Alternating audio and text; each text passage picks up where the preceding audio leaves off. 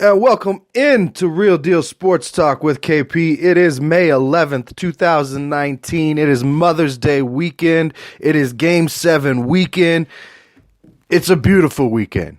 Go out, do some yard work, get some flowers, do some things with your mom, do some things with your wife, do some things with your kids. Enjoy the weather with you where you're at. Hopefully you've got good weather this weekend. And or, a break in the weather this weekend to where you can get out and do some stuff, enjoy some time, and show mom that you love her and that you care. Send her a card, send her some flowers, get some berries, do your thing. But let's have some love this weekend. Let's get along. Let's stop being divided. And we'll enjoy ourselves. We got some good sports this weekend, right? We got loved ones around this weekend. We're probably going to have barbecues this weekend. So it's just a time to relax, chill, enjoy. The summer is getting ready. It's on the horizon. We're a little more than a month out from the official start of summer. So baseball's going. The NBA playoffs have been amazing this week. Up and down stories all over the place. We got one team looking like they're going to run away with it all. We got a team that we expected a lot more from this year that has fallen apart. Is the plan broken? Is Danny Ainge the guy moving forward? Game 7's on Mother's Day, 2 of them tomorrow, and a big announcement from the Circle of Stars that we'll get to here in a little bit. But Mother's Day, Mom, I gotta say, love you. The older I get, the more I understand the lessons that you and Dad put upon me as a kid, why things were the way they were, understandings that I just couldn't have when I was younger. My mind couldn't wrap around it. I didn't see it from that point, but now I do, and I appreciate all of the lessons, hard or easy, that you taught me. And I love you, and thank you very much. Happy Mother's Day. All right, let's get into the NBA playoffs a little bit. Both top seeds, they are through to the conference finals, right? Golden State gets through last night. Milwaukee, they basically coasted through to the finals to this point on their side. Golden State-Houston series, it went back and forth. KD goes down. We're expecting Houston, to tie it up last night, take advantage of that opportunity. And Houston comes out flat at home. They were getting outplayed by the Warriors bench. Steph wasn't having a good night at all in the first half, really. And Houston was not able to take advantage of that. They were not able to find that way to get the shots up, to limit turnovers, and basically get out of their own way. They fell into the James Harden, even though he put up 35 plus, even though Chris Paul came out and put up right around 30 points. They still fell into that trap of not being there in the big game. They both had key moments in the game where they had a turnover, a bad shot, that really affected the outcome, especially in the last few minutes of the game. And with the way the bench came out for Golden State last night, which is similar to for Portland in Game 6 against Denver, their benches really are what made the difference in those games.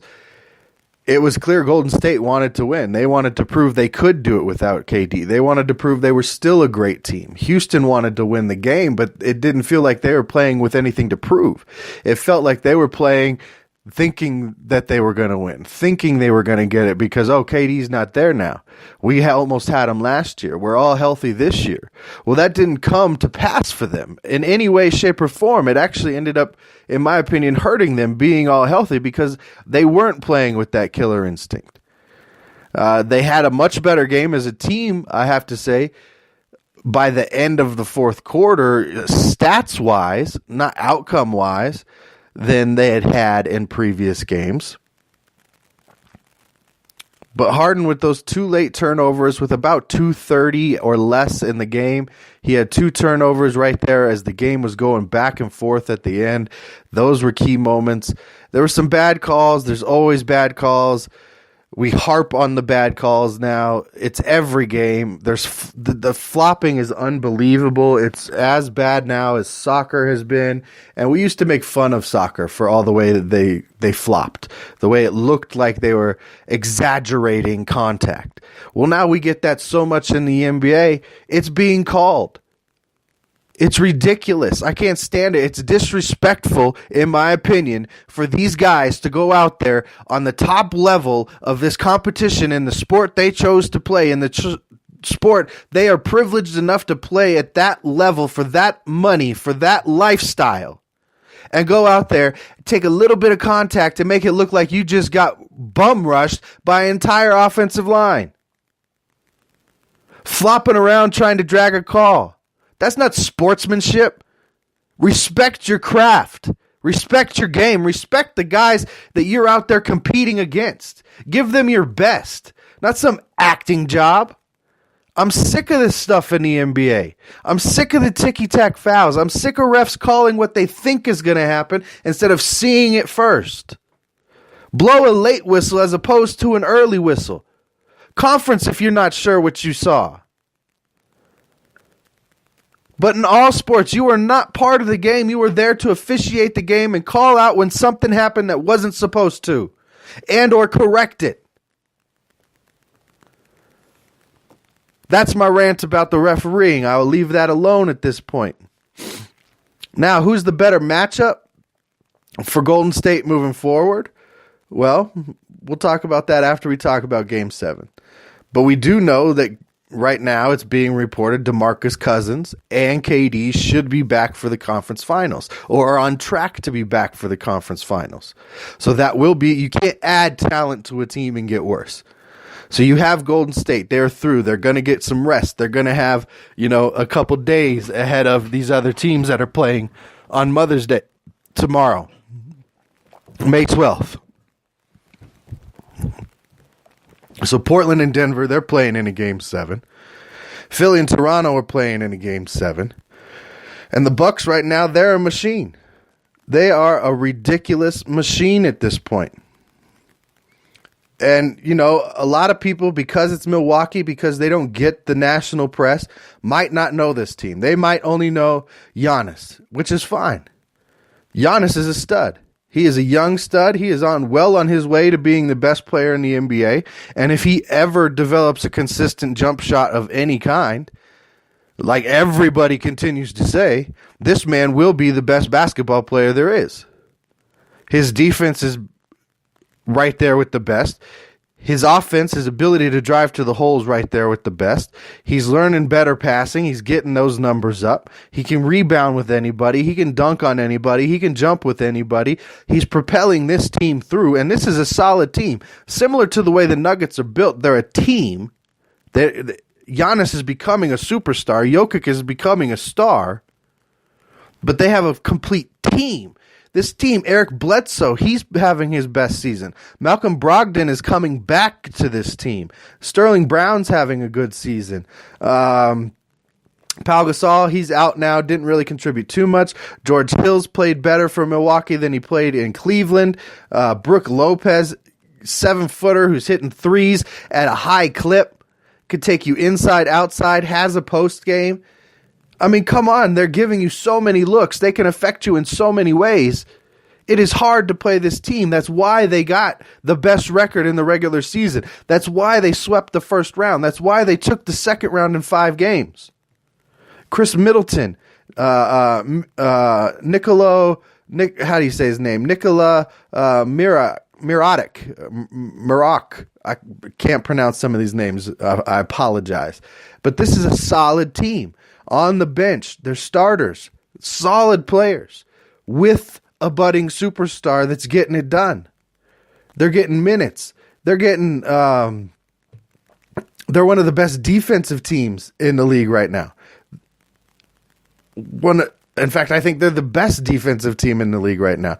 They're scoring right on par with Golden State, basically, as points per game as a team. I think it's like 2 points per game difference between these two teams in the playoffs. Golden State, it's like 118, and Milwaukee's 116.9. So basically a point difference between these two teams. So you got two teams, and Golden State's got great defense right now too, which we don't really think about with Golden State, but they're also playing good team defense right now, good 3-point defense right now, not giving up a lot of those big shot, big point moments. Going to make it hard for any of the teams that make it through. The Eastern Conference side is going to be a defensive battle. I highly doubt the Eastern Conference final is going to have very many games where either team gets to 100 points, and if they do, it's going to be just barely. If they do, that means one team really came out and just did not play, shouldn't have been on the court, and they got dominated from beginning to end. Embarrassed is what it would be if that happens. And the Bucks are out there doing that. They look like a machine right now. They look unstoppable. And Toronto or Philly, I don't know if they have an answer with the way they're playing right now. So we've got these game 7s coming up tomorrow. We've got Philly and Toronto, and we've got Denver and Portland. Denver and Portland is in Denver. It's the 1:30 Mountain Time game, so 3:30 Eastern. Kind of a back and forth series, right? Nuggets win game 1, Trailblazers 2 and 3, Nuggets 4 and 5, Trailblazers 6. Here we are, game 7 elimination game. Rhetoric, storyline around the Nuggets. They're the youngest team left in the playoffs. They're inexperienced. They can't do it. Well, they've started breaking down all of that storyline. They've come back from adversity. They lost the 4 overtime game and came back and won the next game. They took a San Antonio team to a game 7. They got over the hurdle of winning in San Antonio. They continue to get over these hurdles as a young team, and all that does is bode confidence. It doesn't get into their head that they're not going to be able to do it. It's like, okay, that one got away from us, but guess what? We got the next one. It's ours. We're taking it. And that's the focus of this team right now. Now, where they're lacking, where Portland could catch them, is if they decide they want to stand around the 3-point line, if they want to play complete isolation basketball again for large periods of the game, and if they want to stop playing defense. Mike Malone is on record as saying it. In the wins, they've played good defense. The other night in game 2, game 6, after the second quarter, I said to everybody I'm watching the game with, that's it. This game's over. We're playing on Sunday. With the way that team came out in the second quarter, with the way the bench came out, let the lead disappear, let the lead for Portland get up to 4 points.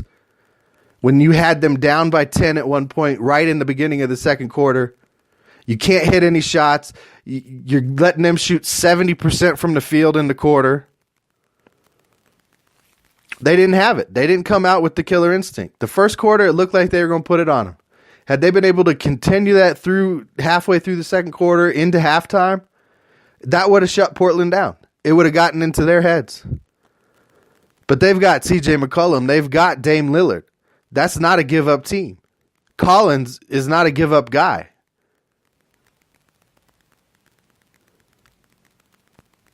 So as they fall back, Portland could catch them. They can't play this 3-point shooting game. They can't play, I'm going to fire off a bad 3 before the rest of my team can even get down the court. They can't have Beasley and Barton choosing bad shots. They need Beasley to get 10, 12 points. They need Barton to have a Rodney Hood type game for Denver to win this one. Vice versa, Portland needs Rodney Hood to have another Rodney Hood type game to have a chance in Denver tomorrow. They need Dame to go for 30. They need CJ to go for 25 plus. They need Zach Collins to once again outscore the entire Denver Nuggets bench by himself to have a chance in Denver tomorrow. Denver needs to come out and run them. They need to attack the basket. They need to get to the free throw line. They need to get Portland off of their game. It's going to be a great game. This has been the best series so far in all of the playoffs. Two very, very evenly matched teams. And it's been great back and forth basketball. Is it going to be a great one tomorrow? I would love it if it went to another 4 overtimes. On the other side, Eastern Conference, you got Toronto and Philadelphia. Philadelphia if they get it all together, one of the most talented teams in the playoffs. But very rarely do they have it all together. Very rarely are they all healthy. Very rarely are they all on the same page. But when they do, it's impressive. It's fun to watch. It's great to see. When they're clicking and Tobias Harris and J.J. Redick can hit their threes and Ben Simmons is driving to the ball and Embiid is dominating the paint and Jimmy Butler can just kind of be there to facilitate and do his thing in spots, man, that's great. They should be dominating. But Toronto's got Kawhi Leonard. And he somehow gets guys to play better. He's not the flashiest. He's not always the top scorer. He's solid, super solid on defense. And that, goes to all of his teammates. They all draw from that. Kyle Lowry's going to need to step up in this Game 7. They need him to show up and get 25 plus. Have 8 to 10 assists. Kyrie's going to have to shut some guys down on defense. They're going to have to hope Embiid doesn't come out and dominate the paint because Gasol and Ibaka has not been getting it done. They haven't been offering a whole lot. Now, if they do, hey, that's going to be a big boost to this Toronto team. Not my favorite matchup for tomorrow. Denver and Portland is definitely the game that I am more looking forward to watching, but 2 Game 7s on Mother's Day, if I get to watch both, I'm a lucky guy. So who's the better matchup moving forward into the conference finals to match up with the Bucks and the Warriors? Well, in my opinion, I think Denver's the better matchup because they're the more solid team. I think they'll have a better chance catching Golden State a game in Oakland. Catch them slipping. Maybe, Cousins isn't back yet. Maybe KD's leg still isn't quite there yet, but he's playing, and they're able to just catch him one. Clay has an off night. Steph has one of these nights where he can't make a layup. I don't think Portland has enough, talent-wise, to hang with Golden State. I don't. If it got into a shooting contest and Golden State was just cold for multiple games, maybe.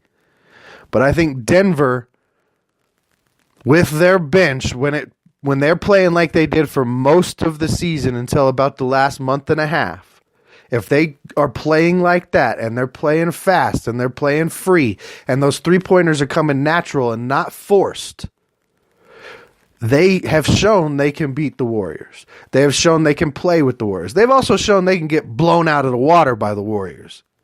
But I would like that matchup better. Not just because I'm here in Denver. I think Dame's a great player. I love watching Dame play. He plays the game the right way. But team-wise, I like the matchups better, Golden State and Denver.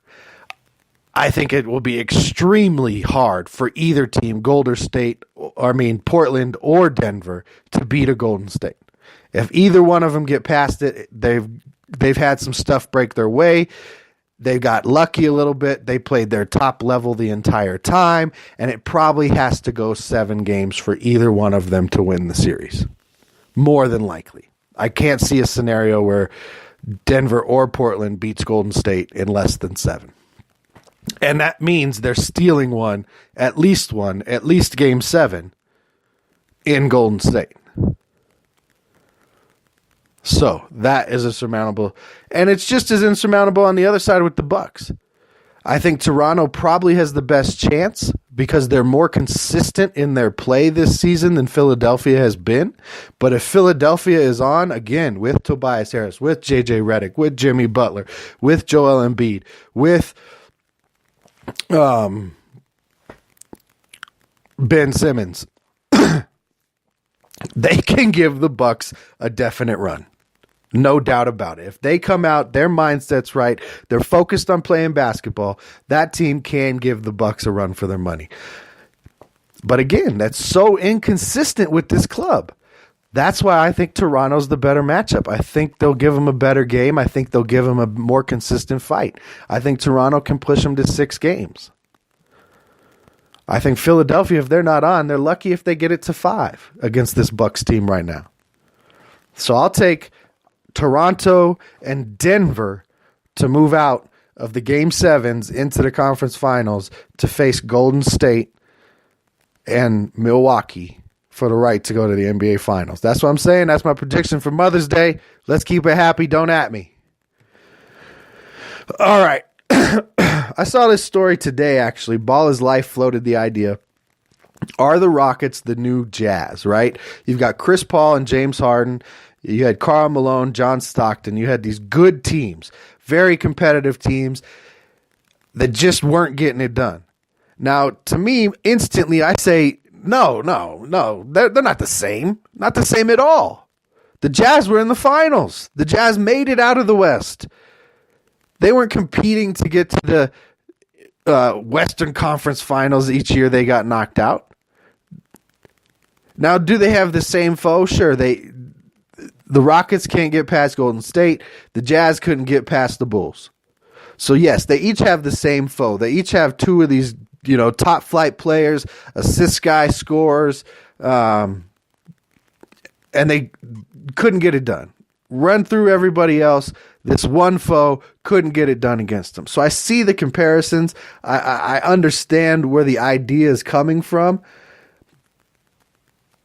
But Karl Malone played, down in the post. Yes, he was a high scorer. Yes, he was, I think led the league in scoring one of those 2 years they faced the Bulls. He was MVP candidate. So you got similarities there with James Harden. John Stockton, good scorer, steals, assists, comparison there to Chris Paul. Okay, so there's your comparisons. Outside of that, just about everything else would be different.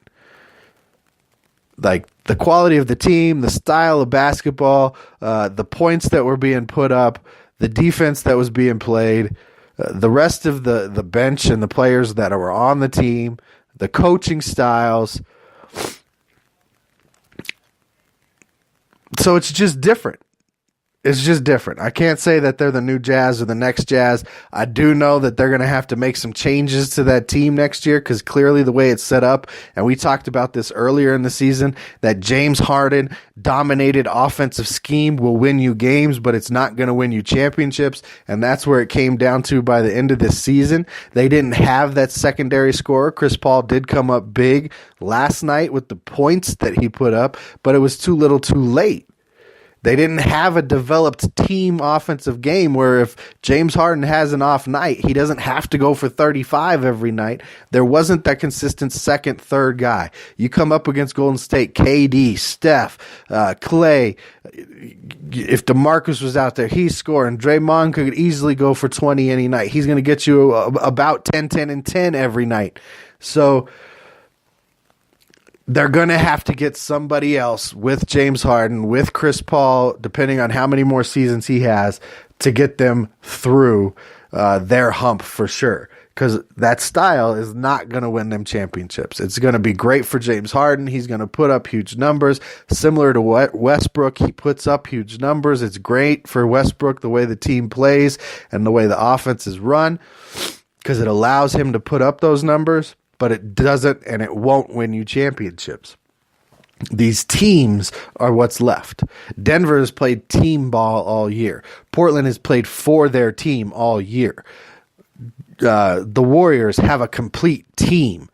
The Bucks have a complete team. The Celtics team, well, okay, what happened to the Celtics team, right? This is a team after last year with the way their young guys played, we were like, okay, this is going to be a team moving forward, right? They've got all this young talent. They've got guys coming back to the roster with talent. Kyrie missed a bunch of time last year. Gordon Hayward was gone. Aaron Bynes looked like a solid center. Jaylen Brown looked like he was a budding superstar. Terry Rozier looked like he was going to be a sixth man candidate for years to come. They had Marcus Morris, Marcus Smart, Jason Tatum looked like, he was being billed as the next Kobe. But what happened to this team? They get Kyrie back. They get Gordon Hayward back. They have all this young talent. All of this discourse, all of this inner fighting, all of the injuries, really. Brad Stevens did not have his best season coaching. This team never got on track throughout the whole season and consistently. It was why it was a good move for the Nuggets not to bring Isaiah Thomas back into the fold when he was fully healthy. They gave it a little try. It didn't work. They move him back to the bench because you weren't there. You didn't develop the chemistry. You weren't in the flow of the offense. And there, even if you're a superstar, there's not very many superstars who could even just step in after being out into the flow of an offense that's been successful, into the flow and the setup and the rotations of a team that's been successful all season, and not somehow mess that up or it have to change to adapt to him or to that player. And that's what the Celtics fell victim of. And then they got involved in the same thing as the Lakers, trying to get Anthony Davis. Their players know that they're expendable. It's like, okay, well, how hard do I really want to play? I'm a young guy. They don't even want me here.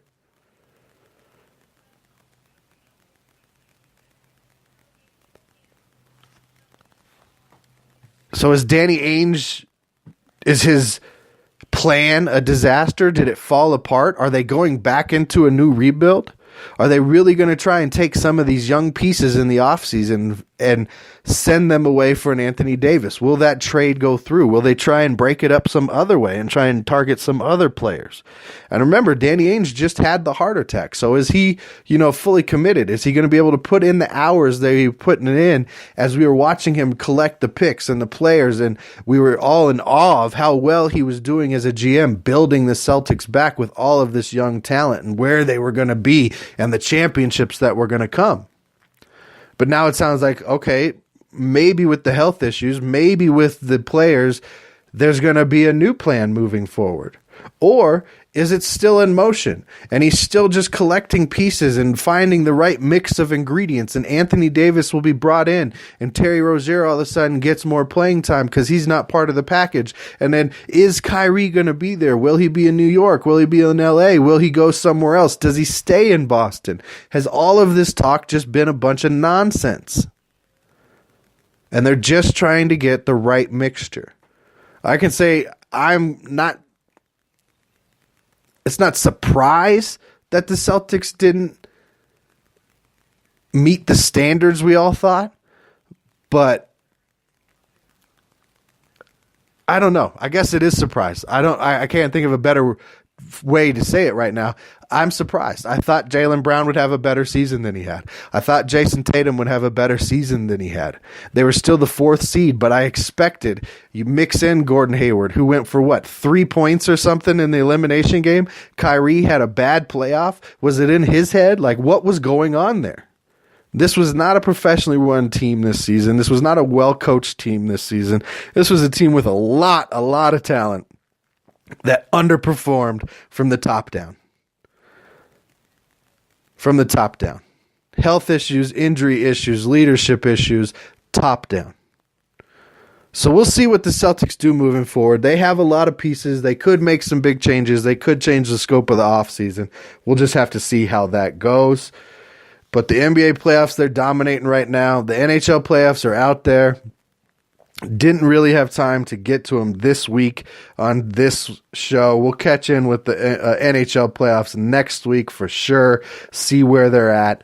But I do want to get this announcement out there for the Circle of Stars Academy and my guy, Eric Anderson. Circle of Stars Academy is hosting their inaugural Circle of Stars celebrity softball game on August 24th at Wichita State University's X Stadium. They have a host of local and national celebrities playing in the game. They're gonna have a home run derby featuring members of the military and first responders, out of this world's Kids Zone, and in-game competitions. Players scheduled to play so far: Jenny Finch, 2-time Olympic medalist; Johnny S. Rogers, Heisman Trophy winner; Xavier X-Man McDaniels, NBA All-Star; Lawrence Pete, former NFL player; Neil Smith, 2-time Super Bowl champion; Billy Hall, All-American and pro baseball player; Marvin Jones, All-Pro NFL player; Dave Caveman Ricketts, MMA Bellator champ; Hitman and Clara from Power 93.5; Brenna Moss, 2017 MPF Player of the Year. Brandon J. Johnson, Councilman of District 1 out there. Galen Nickerson, former NBA player. Joshua L. Stupo, comedian. He'll be the host of the event. Kendra Douglas, a sports anchor at KSN, and a Wichita sports legend will throw out the first pitch. Now, they're not announcing who that is. There's still more players that could be announced in the coming weeks. If me personally, being a Detroit Lions fan, being a Barry Sanders fan, knowing Barry Sanders' story, I think it would be awesome if they got Barry Sanders. He's from Wichita, to be part of this event. That could bring a lot of people out to help raise money for this event. So I'm excited to see what's going to be going on there. Again, there's more players to be announced in the coming weeks. Every Monday for the next few months, they're going to have a highlight of 1 or 2 players and sponsors on the Facebook page at Circle of Stars Academy. You can check them out at circleofstarsacademy.com. Right before the game, they're going to have a softball camp featuring Jenny Fitch and Brenna Moss for young ladies 14 and under. If you want to go like their Facebook page for ticket giveaways, autograph memorabilia, meet and greet, and 2 fans will have a chance to win the ultimate fan experience. Sponsorship opportunities are available still for this event.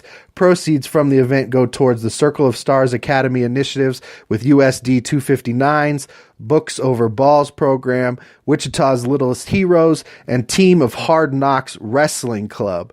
They thank everybody in advance for the support in this event. This is a great event. I'm really blessed and thankful to be a part of the Circle of Stars Academy family through my guy Eric Anderson. So check them out, help them out. If you're in the area, if you happen to be in Kansas the weekend of August 24th, definitely go out there, participate, get yourself a ticket to the event. It's going to be great. Right now, I'm trying to work it out to where I can be there with the show. So it's going to be a good time. A lot of people involved. It's for the kids. It's real. It's what we're about. And until next time, you know how we do. Just be real.